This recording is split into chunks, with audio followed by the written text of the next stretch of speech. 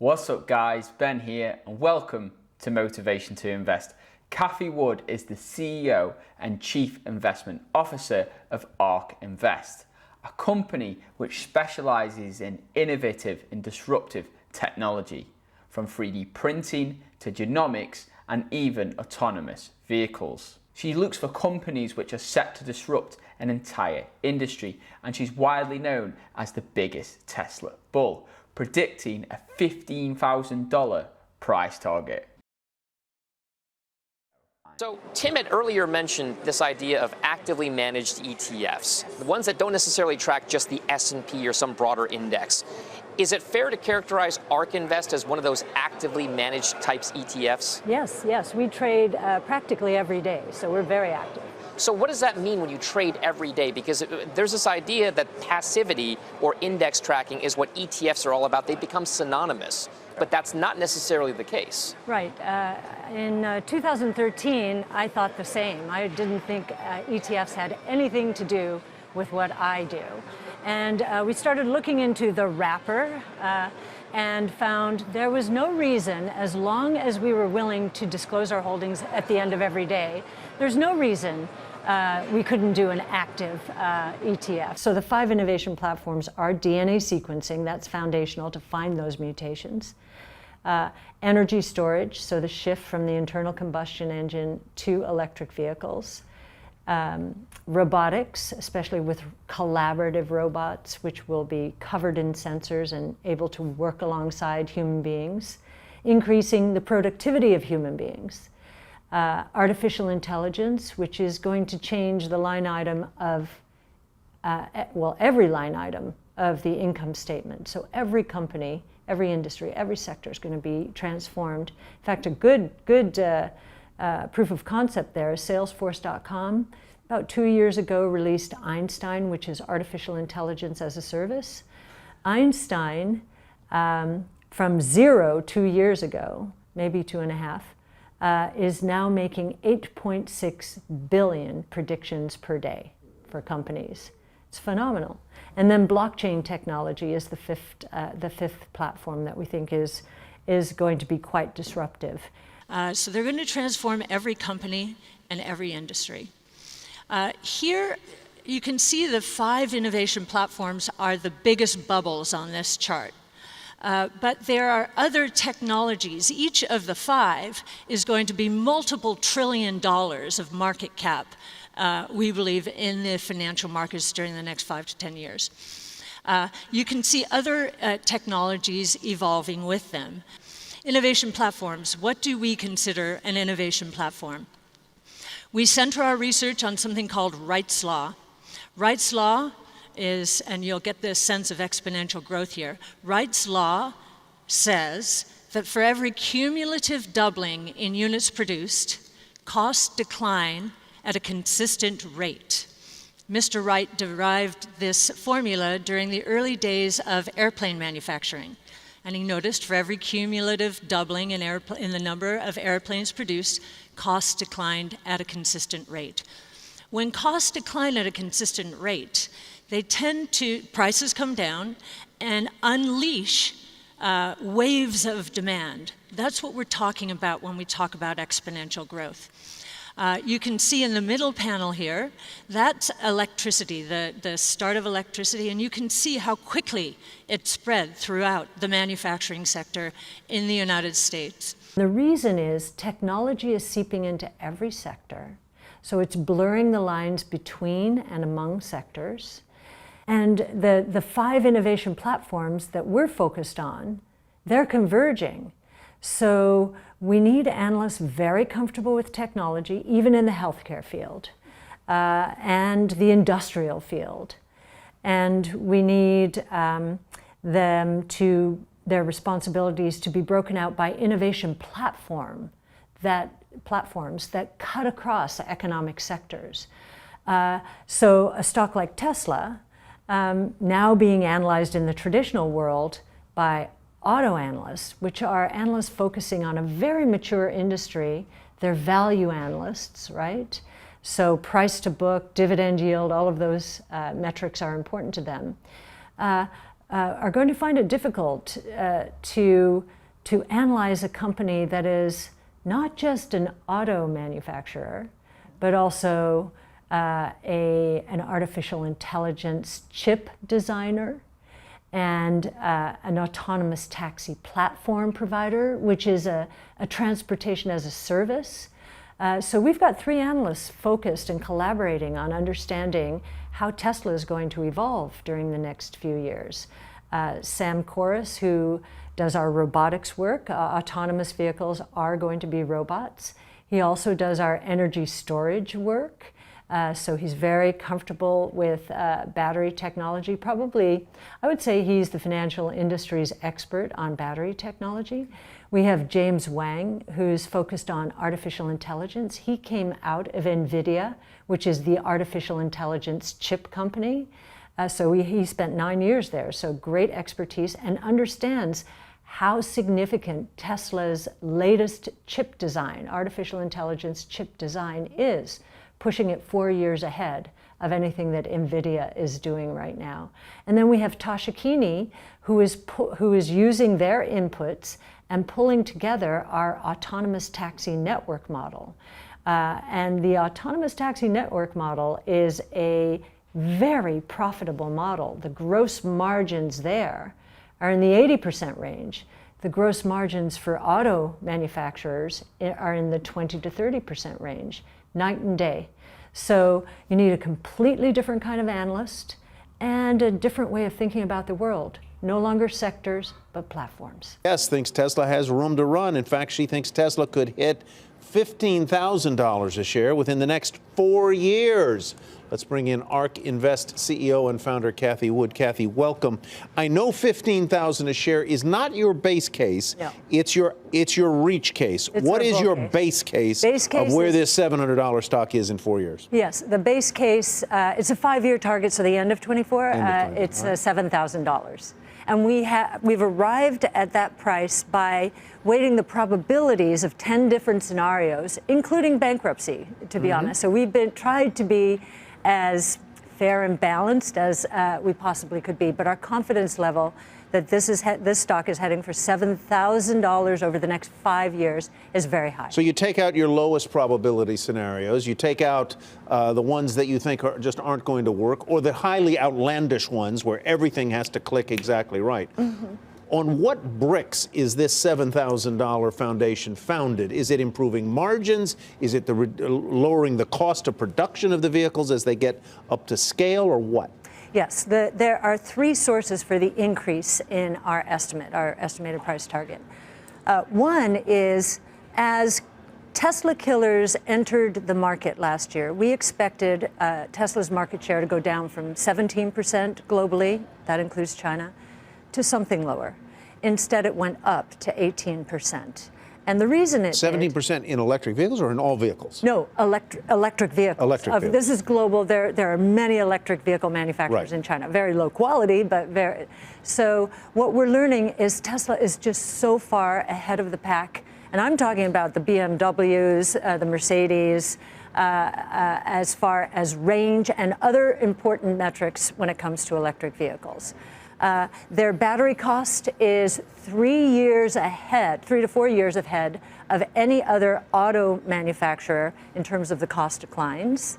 And so every other auto manufacturer will, if they want to be competitive with Tesla, and I'm including BMW and Daimler and all, if they want to be competitive, like for like, they will have to sell their cars at a loss. At the same time, they're losing their internal combustion engine business. Take Tyler's question to the next level.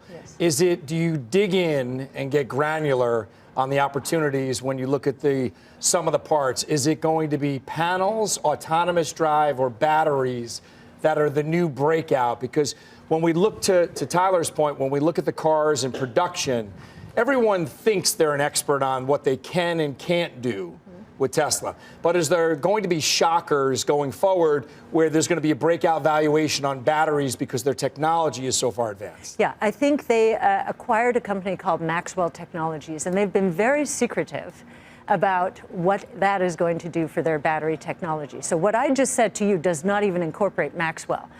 So yes, we do think there are surprises on the battery front. They have their own AI chip for autonomous, the only auto manufacturer to have one. And James Wang, who worked at, our analyst, who worked at NVIDIA for 8-9 years, took a look at those specs and said 4 years ahead of anything that NVIDIA is going to be able to produce, because it's single purpose, it's not general purpose. So we think they're going to be way ahead of the game on autonomous, and that's where the real surprises are going to be, because autonomous is a recurring revenue, very high margin, almost software as a service like opportunity, autonomous taxi networks. And what you have baked in the cake from the street primarily are low margin gross margins, more like auto, in the 25-30% range. We actually think gross margins, because of their battery technology, could head for 40% on the EV itself, and then the incremental revenues from autonomous would be in the 80% plus range. And we think that's what people are missing. And in our $7,000 target, so the scenario testing, we assume only a 25% chance that they're going to be up and running with autonomous within 2 to 3 years. So value traps, where are they today?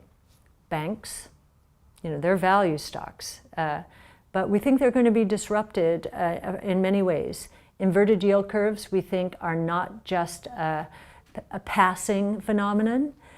We think they're going to stay flat to inverted, which is really difficult for banks because of innovation. And you can go back to the 50 years ended in the Roaring '20s, and you will see that yield curves were inverted more than 60% of the time, on average 100 basis points. This is a killer for net interest margins, right? And that the steepest inversions occurred during periods of strongest growth. It's the opposite of the way people are thinking now. And the reason that is because with innovation comes very rapid unit growth, and we think growth is understated in the economy. We're still operating with industrial statistics when we're in the digital age. It doesn't make any sense. Harkening back, well, first of all, this is Venmo. If you don't know what Venmo is, it's peer-to-peer. You can, millennials will go to a restaurant and they'll all share a meal, and then on Venmo, they'll just Venmo each other for whoever pays, the others will Venmo their payment. And it's very social. You can see who's doing what. There are some privacy settings, but most people just are able to see, well, who paid me back and who didn't, and there's a little bit of peer pressure there. 40% plus use Venmo more than once per day. Now that's the millennials. You can see other age groups are beginning to catch on, but they're way behind. And we go back to social media, the adoption of social media. Back in 2006, millennials were moving on to social media. At about 40% of them were involved. And you can see here again, much lower in the older age groups. Actually, if you go back, you can see that the older age groups are adopting fintech a little faster relative to millennials than they did social media. And part of the reason for that is, I know in my own case, my children want me to use Venmo. They want me to be on Venmo because guess what? It's a way for me to get money to them really quickly. Whereas with social media, they did not want me to be on Facebook or any other place. So I think fintech is taking off for that reason a little faster. You can see 12 years later how much every age group was participating in social media, and we do think the same thing is going to be true of fintech. If I had told you or any investor in the late 90s that there were going to be 3 companies with the foundational patents behind CRISPR, Cas9, which is the most advanced gene editing flavor, I'll say, these days. And I had told you these companies are going to cure diseases that have been the scourge of human existence, right? They're going to be able to cure pediatric blindness or cancer, as I mentioned before. My guess in the late 90s, when investors were chasing dreams and too much capital chased too few opportunities too soon, that those three companies would have accumulated in market cap to roughly $200 to $300 billion in market cap, right?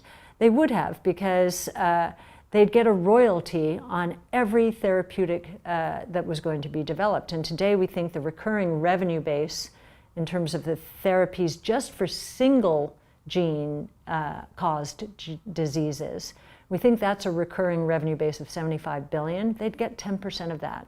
Single genes are responsible for only 2% of all diseases. That's just the beginning. So the idea of $200 to $300 billion, certainly in the bubble, easy. Today, those three stocks in the market together can't even reach $5 billion in market cap. Now think about it. Apple is a $1 trillion market cap company, and it's changed our lives, and we love our Apple phones and AirPods and watches. But Apple is not curing cancer. It's not curing disease. These companies, we believe, will, but there's so much fear in the marketplace, and there are all kinds of reasons to avoid them. The cap is too small, which is the kind of circular reasoning. The cap is too small, or they've just entered human trials. I'll wait to see what happens. Well, that'll be too late if these human trials are successful. One of the first one being pediatric blindness. A baby born blind, you correct that programming error, the baby can see. It works in mice, it works in non-human primates. If it works in human beings, think about what the reaction will be. Well, we'd prefer to be in the stocks before that reaction. And you know, one thing I'd like to emphasize, our analysts have domain expertise. Manisha Samy, one of our two genomics analysts, worked in Stanford University's biology research labs for 8 years. She experimented with CRISPR gene editing. She's now volunteering at Memorial Sloan Kettering with one of her Stanford professors, and she's still experimenting with different technologies like CRISPR and DNA sequencing, but more important, she's seeing the researchers' reactions to these new technologies, their excitement. So I really believe we have domain expertise here, and Manisha really believes this is going to work. We're ready for prime time. These are three exponential growth trends that are converging, and that is why this is so difficult for traditional analysts to value. This is all we do. We do nothing but disruptive innovation because we have never seen as much disruptive innovation evolving at the same time ever. You have to go back to telephone, electricity, internal combustion engine. It's clear to see that the fund has a high amount of speculative stocks, but also those with large growth potential. Despite many of these stocks currently being unprofitable, it seems Ark Invest tends to focus on stocks with major growth potential. Now, this type of investment seems more risky. However, it only takes Ark Invest portfolio to have a few winners to outperform the index. In my opinion, this is mainly driven by three of my favorites: Tesla, Square, and Illumina. In future videos, I'll be diving deeper into these stocks and some of the others in the top 10 holdings. So be sure to hit that subscribe button to be notified. Also, if you found this video informative, please smash that like button. That really helps us out with the YouTube algorithm. And with that being said, I'll see you guys next time. Coming in, flex. I just wanna win, LABB, who we running with, coming in, flex. I just wanna win,